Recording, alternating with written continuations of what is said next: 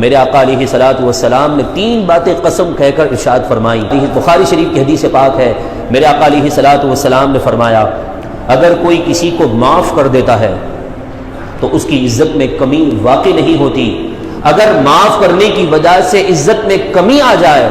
تو قیامت کے دن مجھ محمد عربی سے بچی ہوئی عزت حاصل کر لینا، کہ معاف کرنے سے یقیناً اللہ تبارک و تعالی عزت عطا فرماتا ہے، اور کہ جو شخص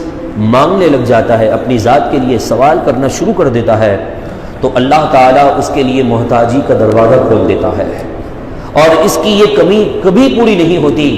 جتنا مانگتا جاتا ہے ملتا جاتا ہے، اور اس کی ہوس اور محتاجی ہمیشہ کے لیے بڑھتی جاتی ہے۔ تیسری بات ارشاد فرمائی کہ ما نقص مال عبد من صدقہ، میں محمد عربی قسم اٹھا کر کہتا ہوں